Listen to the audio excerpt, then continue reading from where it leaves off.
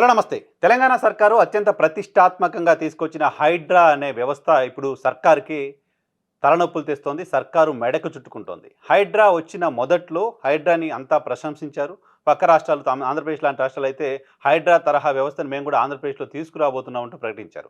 హైడ్రా వచ్చిన నెల, 2 నెలల తర్వాత హైడ్రా భయం హైదరాబాద్ ప్రజల్ని నిద్ర లేకుండా చేసింది. హైదరాబాద్‌లో ఎప్పుడు ఏ మూలన ఎప్పుడు హైడ్రా అధికారులు వచ్చి తమ ఇల్లు కూల్చేస్తారోనన్న భయం పేదల్లో కనిపించింది. అనేక మంది పేదవాళ్ళ ఇళ్లను హైడ్రా కూల్చివేయడం చూసాం.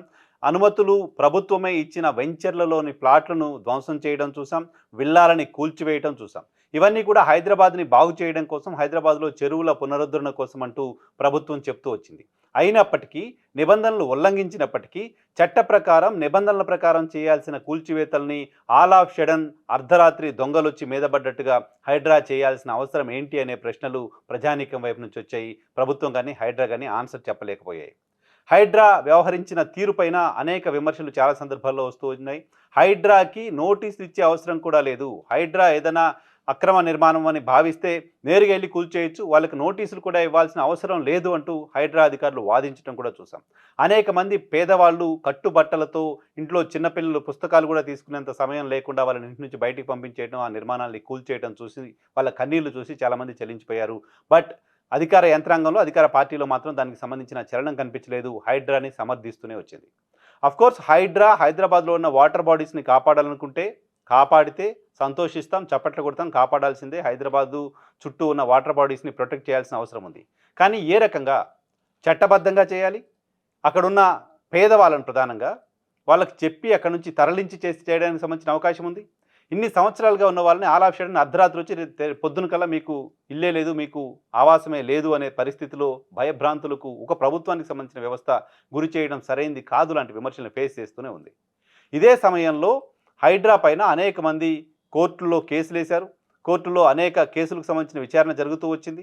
సో తెలంగాణ ముఖ్యమంత్రి రేవంత్ రెడ్డి హైడ్రాని ఒక అద్భుతంగా వర్ణిస్తూ వచ్చారు. హైడ్రా విషయంలో ఎట్టి పరిస్థితుల్లో వెనక్కి తగ్గమంటూ చెప్తూ వచ్చారు. హైడ్రాని ఆయన హిట్లర్తో పోలుస్తూ మాట్లాడిన మాటలు కూడా చాలా పెద్ద వివాదంగా మారటం చూసాం. అయినప్పటికీ ప్రభుత్వం మాత్రం హైడ్రా వల్ల హైదరాబాద్ బాగుపడుతుంది, మేము చిన్న చిన్న విమర్శల్ని పట్టించుకోమంటూ చెబుతూ వచ్చింది. అయితే హైడ్రా చట్ట ప్రకారం కూల్చివేతలు చేయట్లేదు, హైడ్రా నిబంధనలకు వ్యతిరేకంగా వ్యవహరిస్తుంది లాంటి ఇంప్రెషన్ సమాజంలో ఉంది, కోర్టుల్లో కూడా ఉంది. కోర్టు అనేక సందర్భాల్లో హైడ్రా వ్యవహరిస్తున్న తీరుని తప్పుపడుతూ వచ్చింది. అనేక సందర్భాల్లో హైడ్రా కమిషనర్ రంగనాథ్కి వ్యతిరేకంగా కమెంట్స్ కూడా హైకోర్టు చేస్తూ రావడం చూసాం. కొద్ది రోజుల క్రితం డిఫెన్స్ భూముల్లోకి కూడా హైడ్రా వెళ్తున్న నేపథ్యంలో అక్కడికి హైడ్రా అధికారులు వస్తే వాళ్ళ చేతులకు సంకెళ్ళు వేసేయండి అంటూ అక్కడ మిలిటరీ అధికారులకు హైకోర్టు సూచన చేయడం కూడా చూసాం. హైడ్రా చీఫ్గా ఉన్న రంగనాథ్ని అరెస్ట్ చేయండి అంటూ కోర్టు కమెంట్ చేయడం చూసాం. సో నిన్న ఏకంగా హైడ్రా కమిషనర్గా ఉన్న రంగనాథ్ని పదవి నుంచి తొలగించండి అంటూ చీఫ్ సెక్రటరీకి ఆదేశాలు జారీ చేసింది హైకోర్టు. హైడ్రా పైన ప్రభుత్వం పైన ఎవరైనా విమర్శలు చేస్తే అది రాజకీయపరమైన విమర్శలుగా, రాజకీయ పార్టీలు చేసిన విమర్శలుగా చూడొచ్చు. అనేక మంది పేదవాళ్ళు కన్నీళ్లతో ప్రభుత్వాన్ని ప్రశ్నిస్తున్నప్పటికీ స్పందించకపోవడం, ఆ దృశ్యాలు చూసిన అనేక మంది పౌర సమాజంలో కూడా ప్రభుత్వం వ్యవహరిస్తున్న తీరు పట్ల, హైడ్రా వ్యవహరిస్తున్న తీరు పట్ల రకరకాల అనుమానాలు, అనేక విమర్శలు కూడా చేస్తూ వచ్చారు. ఈ నేపథ్యంలో ఈరోజు హైకోర్టు మాట్లాడిన మాటలు కూడా చాలామంది బాధితుల తరపున హైకోర్టు మాట్లాడినట్లుగా భావిస్తూ వస్తున్నారు. పైగా హైకోర్టు చేసిన కమెంటు ప్రభుత్వానికి సంబంధించిన నైతికతని ప్రశ్నిస్తూ వచ్చింది, హైడ్రాకి సంబంధించిన నైతికతను ప్రశ్నిస్తూ వచ్చింది, హైడ్రాకి సంబంధించిన లీగాలిటీని కూడా ప్రశ్నిస్తూ వచ్చింది. నోటీసులు ఇవ్వకుండా కూల్చేసే అధికారం హైడ్రాకి ఎవరిచ్చారు? ఏ రకంగా ఉంటుంది? నోటీసులు ఇవ్వడం అనేది ప్రాథమిక బాధ్యత కదా, ఒక వ్యవస్థకు సంబంధించిన బాధ్యత. అటువంటి నోటీసులు కూడా ఇవ్వకుండా ఆల్ ఆఫ్ షడన్ కూల్చే అధికారం ఎవరిచ్చారు? దానికి ఆన్సర్ లేదు. అనేక మందికి సంబంధించిన బిల్డింగ్సు, కొన్ని రాజకీయ పార్టీలకు సంబంధించిన నాయకుల కాలేజీలు చెరువు లోపలే అవి ఉన్నప్పటికీ వాటిని మాత్రం ఎందుకు కదిలించలేదు అనే ప్రశ్నకి ప్రభుత్వం దగ్గర నుంచి ఆన్సర్ లేకుండా పోతుంది. అవి విద్యా సంస్థలు కాబట్టి కదిలించలేమంటూ కొంతమంది మాట్లాడుతూ వస్తున్నారు. చాలా చోట్ల విద్యా సంస్థలను కూడా కూల్చివేసిన పరిస్థితి చూసాం. సో సెలెక్టివ్గా మాత్రమే హైడ్రా పనిచేస్తుంది, కొంతమంది పట్ల మాత్రమే కక్షపూరితంగా వ్యవహరిస్తుంది, కొంతమంది పట్ల అపారమైన ప్రేమని హైడ్రా చూపిస్తుంది అంటూ అనే దానికి సంబంధించిన ఆధారాలు హైడ్రానే ఇస్తూ వచ్చింది. చాలా ఆధారాలు సోషల్ మీడియాలో చూస్తున్నాం, చాలా రాజకీయ పార్టీలు మాట్లాడడం చూస్తున్నాం. కొంతమంది ప్రభుత్వానికి సంబంధించిన పెద్దల బంధువులకు సంబంధించిన బిల్డింగ్సు ఆక్రమణ చేసి నిర్మించినప్పటికీ వాళ్లకు కోర్టులకు వెళ్ళి స్టే తెచ్చుకోవడానికి హైడ్రా సమయం ఇచ్చింది. పేదవాళ్ళ పిల్లలకు మాత్రం ఇంట్లో పుస్తకాలు బయటికి తెచ్చుకునే సమయం కూడా ఇవ్వలేదు. నిద్ర కళ్ళతో ఇంటి నుంచి బయటికి పంపి ఇళ్లను కూల్చేసింది. వీటన్నిటిని చూసిన తర్వాత చట్ట ప్రకారం హైడ్రా వ్యవహరించలేదు లాంటి ఒక ఇంప్రెషన్ సమాజంలో విస్తృతంగా వ్యాపించిన తర్వాత ఈరోజు కోర్టు చేసిన వ్యాఖ్య పట్ల హర్షం వ్యక్తమవుతోంది. అనేక చోట్ల సంబరాలు చేసుకుని స్వీట్లు పంచుకున్నారు ప్రజలు హైడ్రా కమిషనర్ రంగనాథ్ని తొలగించాలని తీసుకున్న నిర్ణయం పట్ల. ఈవెన్ కోర్టు కూడా, ఈవెన్ పౌర సమాజం కూడా హైడ్రాని తప్పు పట్టట్లేదు. హైడ్రా లాంటి ఒక వ్యవస్థ వాటర్ బాడీస్ని కాపాడడం కోసం ఉండడం మంచిదే, ఉండాల్సిందే, వాటర్ బాడీస్ని కాపాడాల్సిందే. కానీ చట్ట ప్రకారం కదా, కానీ నిబంధనల ప్రకారం కదా. అవేవి లేకుండా మా ఇష్టం వచ్చినట్టు మేము చేస్తామంటే ఒక రౌడీ తరహాలో, ఒక అర్ధరాత్రి ఒక దోపిడీదారుల తరహాలో హైడ్రా వ్యవహరించకూడదు కదా. ప్రభుత్వ రంగ సంస్థ రకంగా వ్యవహరించకూడదు కదా. హైడ్రా వ్యవస్థ ఉండాల్సిందే. హైడ్రా కమిషనర్ వ్యవహరిస్తున్న తీరు పట్ల మాత్రం విమర్శలు వస్తూ వచ్చాయి.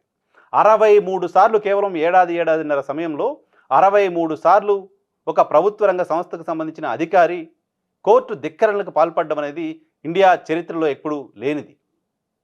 కోర్టుల పట్ల ఏ రకమైన గౌరవం ఆ వ్యవస్థకు ఉందో ఇది ఒక ఎగ్జాంపుల్గా చూడాలి. వాళ్ళు చట్టాలు పాటించట్లేదు, నిబంధనలు పాటించట్లేదు.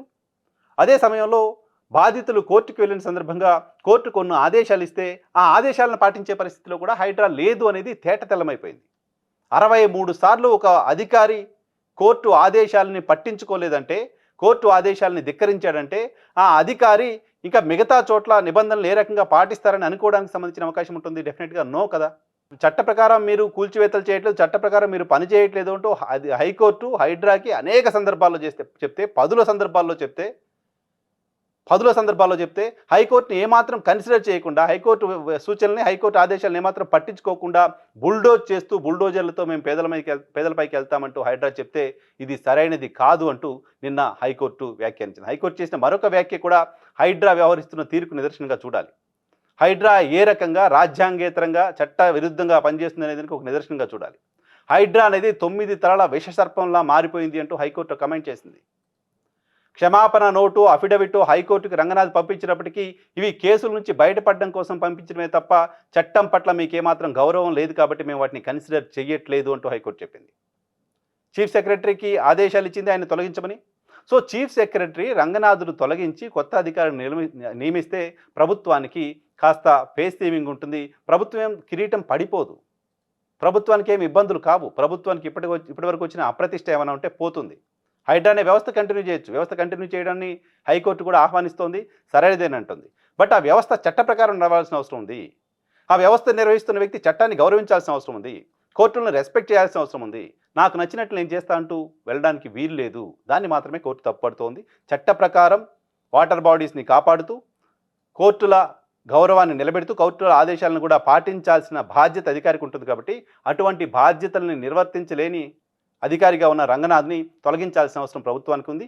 తొలగించకపోతే మళ్ళీ మేము పై కోర్టుకు వెళ్తాం, ఇంకో కోర్టుకు వెళ్తాం, అలాగే మేము హైడ్రా విషయంలో ముందుకెళ్తామంటే ఈ హైడ్రా సర్కారు మెడకు చుట్టుకుంటుంది.